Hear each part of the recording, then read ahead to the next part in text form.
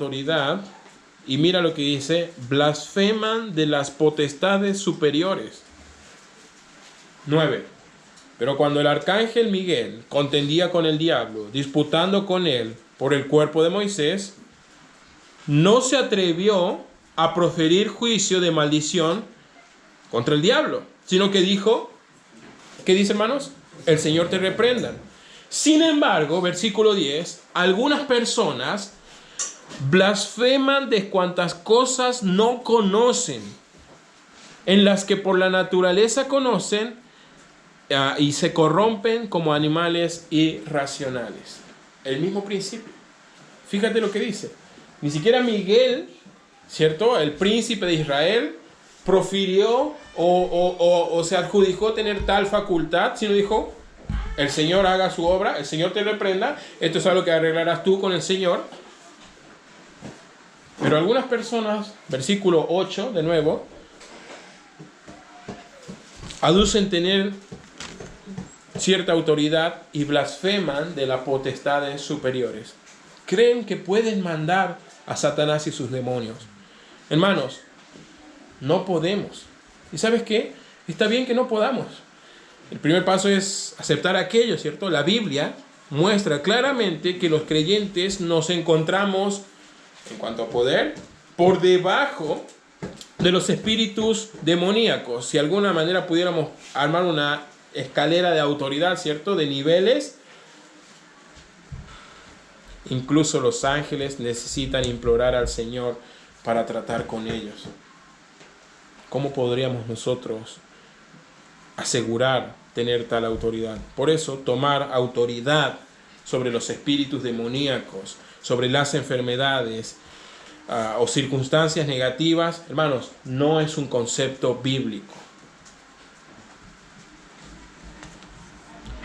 Santiago capítulo 4, versículo 7. Santiago capítulo 4, versículo 7.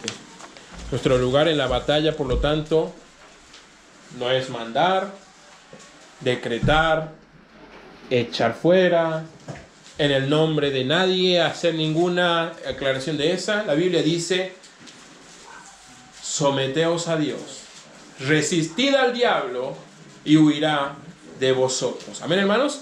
Amén. Nosotros no tenemos el poder, pero asidos de Cristo y con la ayuda del Señor podremos resistir, hermanos. El enemigo, lo vimos la semana pasada, es grande, poderoso, está organizado, tiene unos objetivos claros y un campo de trabajo bien determinado. Nosotros no podemos andar pasivamente por el mundo ignorando esto y creyendo tener autoridades o poderes que no lo tenemos, sino que debemos. ¿Y qué dice la Biblia respecto de nuestro deber como soldados de Cristo? Soportar la adversidad, pelear la buena batalla, permanecer firmes en nuestra fe, resistir al diablo y él huirá de vosotros. Lo primero que debemos hacer entonces es soportar la adversidad. Por favor, 2 de Timoteo capítulo 2, versículo 3, 2 de Timoteo capítulo 2, versículo 3, dice la Biblia lo siguiente: tú pues sufre penalidades. ¿Como qué cosa, hermanos? Como buen soldado de Jesucristo. Tal vez no leíste la letra pequeña, hermano, ya, pero al poner tu fe en Jesucristo fuiste alistado a sus tropas. Amén, hermanos, somos parte de su milicia y militamos para el Señor. Somos enviados a ese campo de batalla, de alguna manera, que es el mundo, en el cual tenemos que aceptar o definir qué actitud vamos a tener frente a esta guerra espiritual. ¿Cuál es nuestro rol? ¿Cuál es nuestro lugar en esta batalla? La Biblia dice, en versículo 2, como un soldado, afrontar lo que sea necesario, soportar la adversidad, sufrir penalidades si es necesario, pero batallar y dar la batalla por nuestro Señor Jesucristo.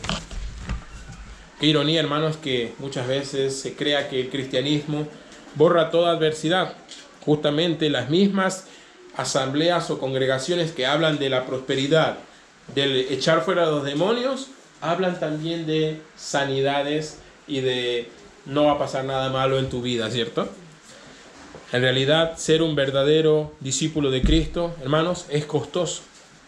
Significa llevar una cruz todos los días. Significa vivir sacrificio, persecución, burla. Algunos creen que pueden vivir la vida cristiana sin adversidades, pero solo se están engañando a sí mismos. En Lucas 9, no lo vamos a ver por razón de tiempo, pero en Lucas 9 se acercan 3 personas a Cristo y con el deseo de seguirle, y él le dice, bueno, vamos, sígueme, y uno dice, espérame, que tengo que enterrar a mis padres, ¿cierto? Y el otro dice, espérame, ¿cierto? Que tengo que resolver un asunto, despedirme, y el otro dice, espérame, porque también tengo un negocio que cerrar. Cristo ofrece, ¿cierto?, a estos 3 individuos una oportunidad de dejarlo todo y seguirlo, pero ellos no están dispuestos a hacerlo. ¿Y tú, hermano, hermana, estás dispuesto? ¿Estás dispuesto a seguir a Cristo con el precio que debamos pagar por eso? ¿O has dejado que las cosas del mundo también te enrieden? Por favor, en 2 de Timoteo capítulo 2, versículo 4 dice, ninguno que milita, fíjate esa frase, se enreda en los negocios de la vida a fin de agradar a aquel que lo tomó por soldado.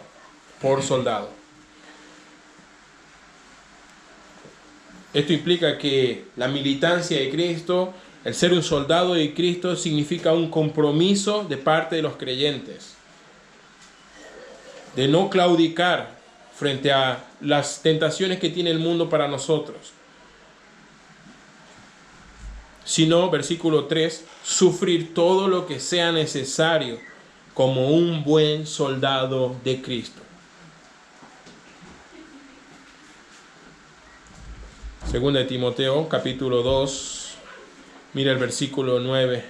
Pablo dice de sí mismo que respecto del Evangelio y de Cristo, en el cual sufro penalidades, hasta prisiones a modo de malhechor, mas la palabra de Dios no está presa. Por tanto, fíjate esa frase, todo lo soporto por amor de los escogidos, para que ellos también obtengan salvación que es en Cristo Jesús con gloria eterna. Todo lo soporto. Sufro penalidades. Soporto lo que sea necesario con tal de ser un buen soldado y dar la buena pelea en esta guerra espiritual. Pelear la buena batalla. Mira 1 de Timoteo capítulo 6, versículo 11, capítulo 6, versículo 11, dice la Biblia allí, mas tú, oh hombre de Dios, huye de estas cosas. Sigue la justicia, la piedad, la fe, el amor, la paciencia, la mansedumbre. Versículo 12. Pelea la buena batalla de la fe. Amén, hermanos. Echa mano de la vida eterna, a la cual asimismo fuisteis llamados, habiendo hecho la buena profesión delante de muchos testigos. Aquí Pablo manda, ¿cierto? Exhorta a Timoteo, pelea la buena batalla de la fe. El plan de Dios en cuanto a la guerra espiritual no tiene nada que ver con exorcismos, encantamientos, mantras, misticismos, amuletos o cosas por el estilo. Pelear la buena batalla significa que debemos mantener nuestra fe y una buena conciencia, es decir, sostener la sana doctrina y vivir vidas santas. Pelea la buena batalla, dice Pablo. Esto tiene que ver con una palabra que se podría traducir también como agonizar. Implica que debemos luchar continuamente para sostener la verdad de la Escritura. Esta palabra, pelea, que aquí menciona Pablo, ¿cierto?, era usada en un contexto militar. pero también en un contexto atlético, para describir concentración, esfuerzo y disciplina necesaria para ganar. Estas podrían ser las disciplinas espirituales, hermanos. Leer la Biblia rutinariamente, memorizar la Biblia, estar, como decía Pablo allá a los Colosenses, la palabra de Cristo mora en abundancia en vosotros. Todas estas cualidades se requieren para esta batalla contra Satanás y sus huestes. Por favor, Gálatas 6:17. 6:17, por favor. Gálatas 6:17. Pelea la buena batalla, decía allí Pablo. Mira lo que dice aquí. De aquí en adelante, nadie me cause molestias, porque yo traigo en mi cuerpo las marcas del Señor Jesús. Como si fueran cicatrices de guerra. Como si fueran marcas en el cuerpo, no necesariamente así. Pero él dice, tengo estas cicatrices espirituales, ¿cierto? En mi vida, en mi cuerpo, en mi espíritu, a causa de la obediencia a nuestro Señor Jesucristo. Y Pablo, más que nadie, aparte de nuestro Señor Jesucristo, es un ejemplo de esto. Sufriendo prisiones, azotes, golpes, naufragios, hambre y otras cosas. Sostener la verdad de la palabra de Dios, hermanos, nos conducirá inexorablemente al conflicto y a la fricción con personas que se oponen a la verdad. ¿Te ha tocado? Un compañero de trabajo, un familiar, tu propio cónyuge, tus hijos. Hermanos, sostener la verdad no será fácil, pero con la ayuda del Señor podremos hacerlo. Esto nos llevará a la oposición, a la fricción, a confrontar. Chocaremos en algún momento con las personas por defender la verdad. Defender la verdad implicará cicatrices también en nuestra vida con motivo de lo mismo. Pero Pablo dijo, pelea la buena batalla. Hermanos, el esfuerzo que hagamos en esta corta vida por Cristo será recompensado de manera incalculable en la eternidad.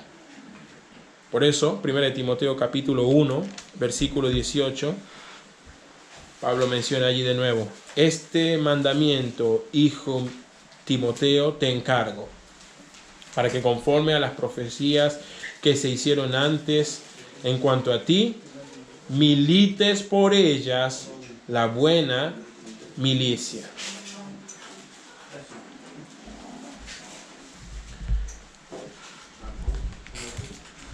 Mira lo que dice Segunda de los Corintios. Segunda de los Corintios.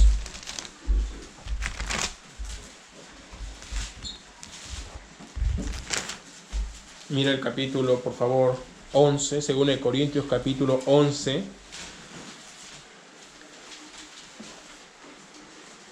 ¿Sabes qué, hermanos? A veces, con muy poco nosotros nos desanimamos. Con poco nos sentimos ya abatidos, vencidos. Mira todo lo que Pablo tuvo que soportar. Versículo 24. De los judíos he recibido 40 azotes menos uno. 25. 3 veces he sido azotado con varas, una vez apedreado, 3 veces he padecido naufragio. Una noche y un día he estado como náufrago en alta mar, flotando en el agua. 26. En caminos muchas veces, en peligros de ríos, peligros de ladrones, peligros de los de mi nación, peligros de gentiles, peligros en la ciudad, peligros en el desierto, peligros en el mar, peligro entre los falsos hermanos, en trabajo y fatiga, en muchos desvelos, en hambre y sed, en muchos azotes, en frío y en desnudez. Además de otras cosas, sin embargo, dice, lo que sobre mí se agolpa cada día, la preocupación por todas las iglesias. 29. ¿Quién enferma y yo no enfermo? ¿A quién se le hace tropezar y yo no me indigno? Si es necesario gloriarse, me gloriaré en lo que es de mi debilidad. El Dios y Padre nuestro, de nuestro Señor Jesucristo, quien es bendito por los siglos, sabe que no miento.